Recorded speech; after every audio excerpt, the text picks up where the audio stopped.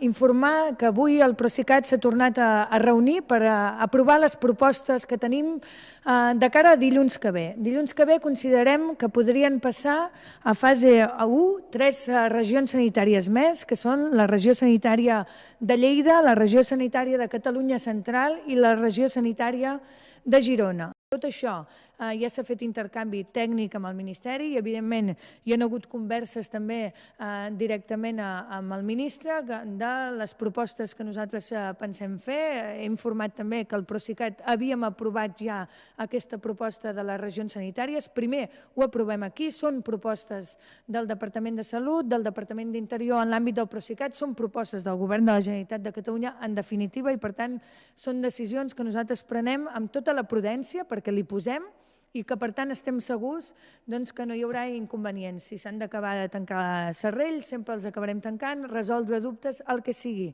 Mira, nosaltres ens basem en les dades d'incidència acumulada dels últims 14 dies, dels últims 7 dies també, com he dit abans, i també calculem l'EPG en base a l'índex de transmissibilitat que tenim.